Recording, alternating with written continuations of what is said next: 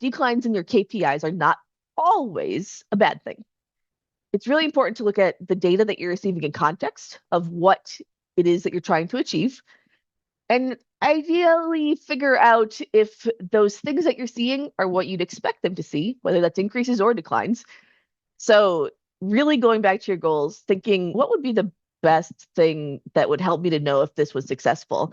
So we'll start with the easiest ones, things like donations. We want to gain donations to the site. There's a lot of just baseline stuff that we would think about tracking, right? We want to click on, see the total clicks on that donate button. How many people are actually going and clicking on the button that says donate? We also want to look at just total donations from your website, the change in that over time, as well as is the amount being donated changing as well. Things like allowing easy access to support materials are a bit more broad in the different ways we could track it. Initially, things I think about is just total downloads of support materials. Did they download the PDFs at all? We can look at things like heat maps. So when people go to the pages that have these support materials, are they scrolling down the page enough to even see them? Are they clicking on the links? Things like that that might show engagement on that page and if it's being effective in the way that page is laid out. As well as even things like time on site. If they're going to the support pages and clearly looking for that content, are they spending more or less time on site than someone who isn't looking for support pages? So let's put those goals into context and let's understand if increases or decreases are actually what you're looking for. So we've got our metrics, we've set up that tracking, we've got kind of a period of time that we're comparing data, and then we're going to go back to those metrics that we've decided on and see if they were successful.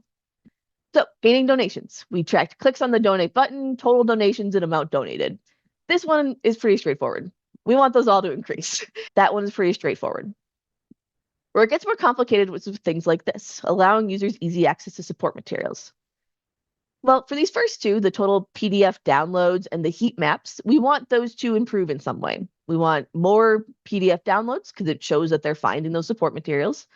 And we want the heat maps to show success on those pages, more clicks on the buttons that download the support materials, more people scrolling down to that section of the page. We want those to improve as well. Time on site is a different thing, however. Ideally, you'd probably actually want your time on site for support users to decrease compared to where it is today. For me, that's a signal that users are spending less time looking for support materials than they did in the past, showing that they can find it more easily.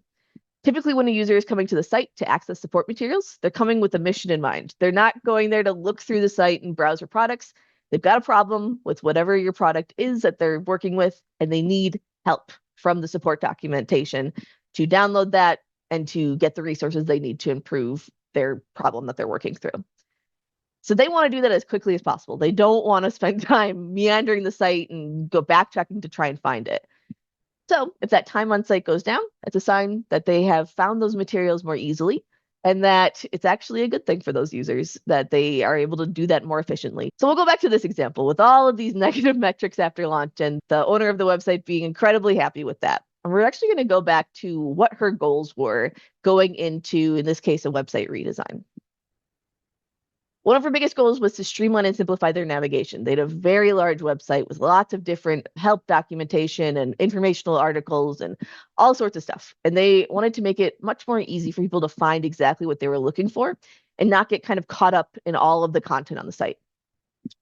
This really applies to these two. Time on site declined and fewer pages per session for really the exact reason I was just talking about with the previous support pages example. We want the time on site to decrease overall because it shows people are finding what they're looking for more quickly.